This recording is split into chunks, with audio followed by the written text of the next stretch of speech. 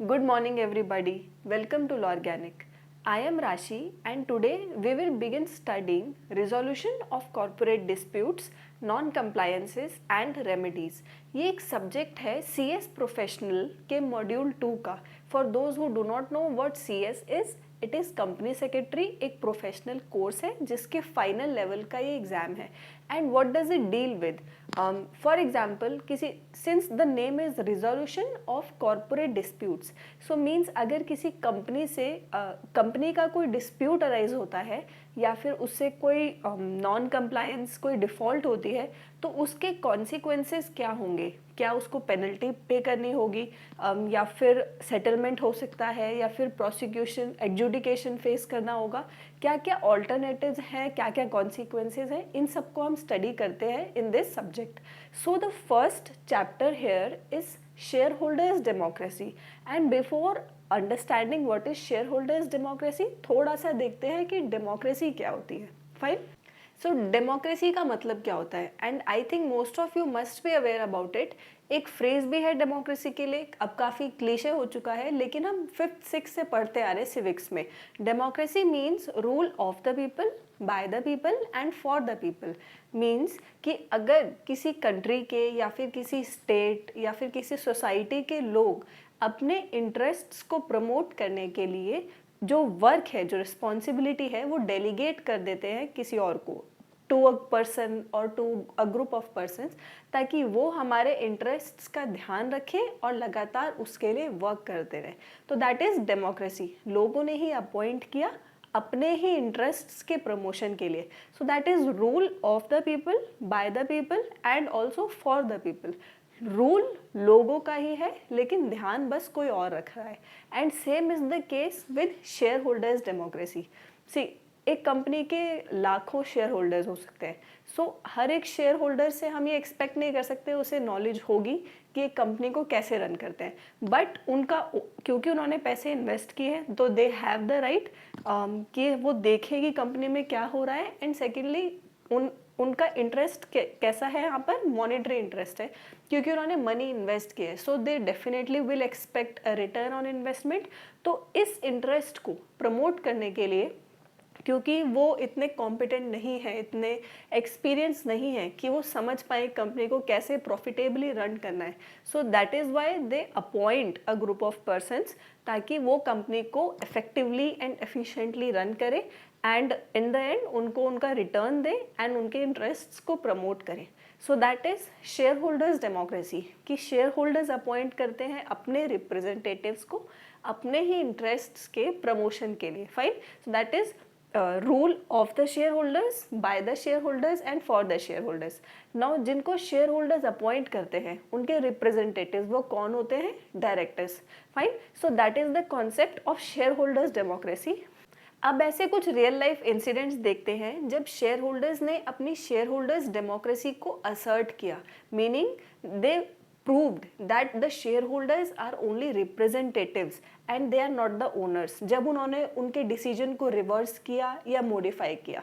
So let's see. So the first incident was when the shareholders of Tata Motors rejected the proposal of its directors that there should be an increase in the remuneration of certain key executives in 2014.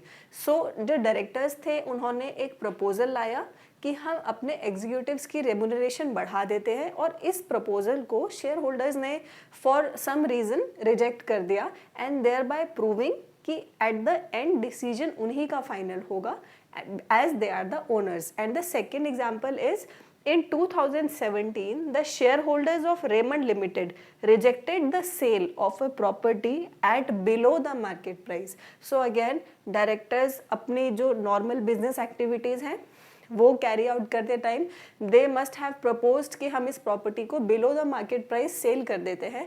But the share holders again being the owners उन्होंने इस proposal को suitable नहीं समझा and they rejected it. So again this was proved that shareholders are the owners and directors are merely the representatives.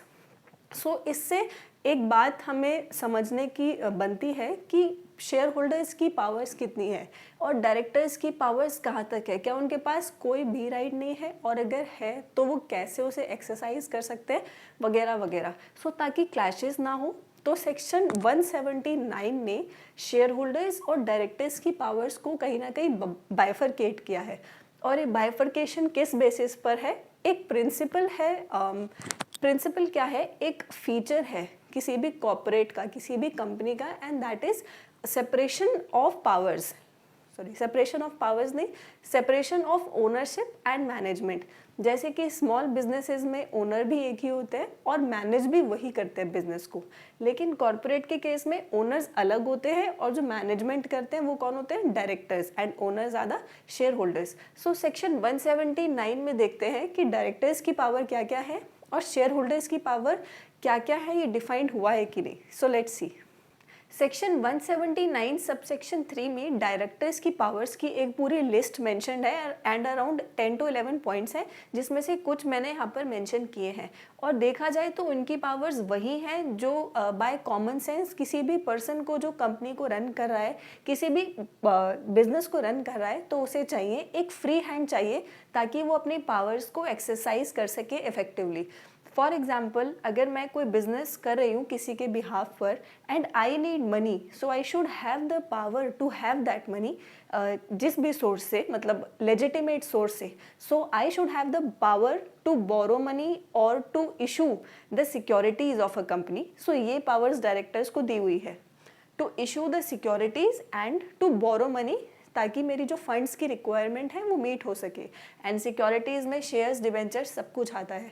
Now if I have excess funds, अगर मेरे पास कुछ ऐसे funds हैं जो मैंने कहीं पर एम्प्लॉय नहीं कर रखे हैं और वो वेस्ट पड़े हैं, सो इट इज़ बेटर कि या तो मैं उन्हें पे बैक कर दूँ, बाय बैक कर दूँ सिक्योरिटीज़ को अपनी, या फिर मैं उन्हें कहीं और इन्वेस्ट करके उनसे अर्न करूँ, ऑफ कोर्स कंपनी के ऑब्जेक्ट्स को ध्यान में रखते हुए एंड कंपनी के इंटरेस्ट्स के लिए ही I can do that, right. Now I have the power to issue the to approve the financial statements.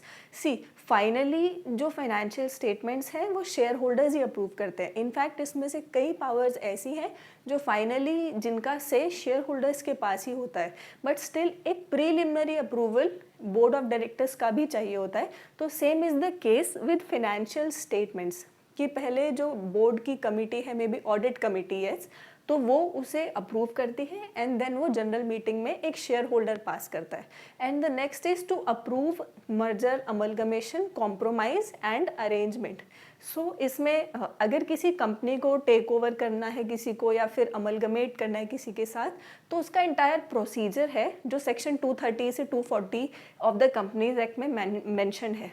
But still सबसे पहला अप्रूवल जो है वो बोर्ड ऑफ डायरेक्टर्स का लगता है, they being most qualified to understand कि क्या ये मर्जर रिक्वायर्ड है और क्यों रिक्वायर्ड है। तो पहला अप्रूवल बोर्ड ऑफ डायरेक्टर्स का होता है, उसके बाद शेयर होल्डर्स की मीटिंग्स वगैरह होती हैं, but that is at a later stage. First approval share directors करेंगे. So these are some of the powers of the directors जो easily आप याद रख सकते हैं. So section 179 subsection 3 में हमने directors की powers की list देख ली. Now let us see कि section 179 में shareholders की powers की बात कहाँ हो रही है. So it is in the second proviso of section 179 subsection 1. Proviso का मीनिंग क्या होता है? अगर किसी भी सेक्शन का कोई सबसेक्शन है, सबसेक्शन 1 और 2, और उसके नीचे कुछ वर्ड्स मेंशन हैं लाइक प्रोवाइडेड दैट या प्रोवाइडेड फर्दर, तो उसे कहते हैं proviso, which means an exception. तो सबसेक्शन 1 का क्या एक्सेप्शन है, मीन्स क्या प्रोवाइजो है? The board shall not exercise any power और do any act or thing which is directed or required whether under memorandum, articles or which is to be exercised or done by a company in a general meeting. So पूरे section 179 में directors की powers की बात की गई है, लेकिन second proviso से क्लियर कर दिया है कि वो चाहे जो मर्जी करे, लेकिन वो क्या नहीं कर सकते, जो बियॉन्ड द मेमोरेंडम है, जो मेमोरेंडम के बाहर है, that will be ultra vires the memorandum. Second जो बियॉन्ड द आर्टिकल्स है MOA and AOA, and the third is which is to be exercised और done by a company in a general meeting. General meeting में जो भी right exercise कर सकते हैं वो राइट्स डायरेक्टर्स एक्सरसाइज नहीं कर सकते। और जनरल मीटिंग हम काफ़ी टाइम से पढ़ते आ रहे हैं, किसके लिए होती है? शेयर होल्डर्स के लिए। सो अल्टीमेटली जो डिसीजन एक शेयर होल्डर जनरल मीटिंग में लेगा वो डिसीजन कभी भी कोई डायरेक्टर नहीं ले सकता या ले सकती। सो दैट इज़ द डिमार्केशन कि शेयर होल्डर्स की पावर्स को ना बताते हुए भी क्लियर कर दिया है कि ये सारी पावर्स डायरेक्टर्स की हैं, लेकिन स्टिल जो आप जनरल मीटिंग में एक शेयर होल्डर कर सकता है वो आप नहीं कर सकते। और जो एक मेमोरेंडम या आर्टिकल एक कंपनी का प्रोहिबिट करता है आप वो भी नहीं कर सकते। सो फॉर रेफरेंस अब एक बार देखते हैं कि शेयर होल्डर्स की पावर्स होती क्या हैं। So the following are the powers of the shareholders, जिनको अगेन एक बार कॉमन सेंस अप्रोच से समझते हैं कि अगर मैं कंपनी की ओनर हूँ तो मुझे क्या क्या पावर्स चाहिए ताकि मैं अपने इंटरेस्ट्स का ध्यान रख सकूँ। फॉर एग्जाम्पल अगर एक कंपनी को फंड्स की ज़रूरत है then I should be able to supply the funds to the company, चाहे लोन लेकर चाहे फर्दर कैपिटल इशू करके। So the first two powers that I have is to borrow the capital, borrow the money and to issue further capital. इसमें कोई doubt नहीं है, यही power director के पास भी थी, बट जैसा हमने समझा था कि स्टेजेस डिफरेंट होते हैं, तो पहले डायरेक्टर्स अप्रूव करते हैं देन शेयर होल्डर्स। नाउ मैं अपनी पावर्स किसको दे रही हूँ एक्सरसाइज करने के लिए? अपने रिप्रेजेंटेटिव को, दैट इज डायरेक्टर को। सो मेरे पास राइट होना चाहिए कि मैं ही डायरेक्टर को अपॉइंट करूँ, since share holders democracy is rule by the share holders. तो एक शेयर होल्डर के पास एसेंशियली ये पावर है कि वो एक डायरेक्टर को अपॉइंट करे। सो the first is appointment of the third is appointment of director. Now, if I feel that the director is not functioning well या फिर वो कंपनी के हित में काम नहीं कर रही है, तो जस्ट लाइक कि एक गवर्नमेंट के केस में होता है कि पीपल ओवरथ्रो दैट गवर्नमेंट, ठीक है, इलेक्शन से वो किसी दूसरे कैंडिडेट को लाते हैं, तो ऐसी शेयर होल्डर्स के केस में भी होता है। If they find a director is not eligible और they are not performing their duties properly, तो they can remove the directors. ये भी एक पावर इनहेरेंट है शेयर होल्डर्स के पास। So the fourth is removal of the directors. Now fifth is appointment of auditors. For example being a share holder, मेरे को if I am a share holder, मुझे कुछ नहीं पता कंपनी के बारे में, राइट, कि उसकी मैंने फाइनेंशियल स्टेटमेंट्स देखी और मुझे कुछ समझ नहीं आ रहा है।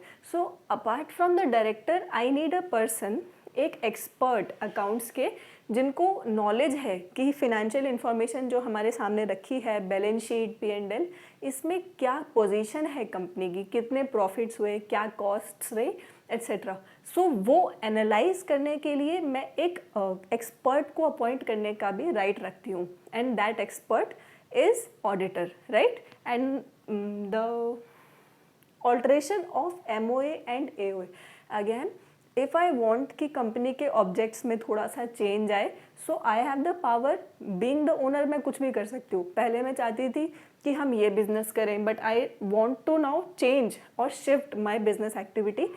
सो being the owner I have the power to do that. So alteration of MOA and AOA is a right of a share holder. And the last is approach the central government for investigation into the affairs of a company.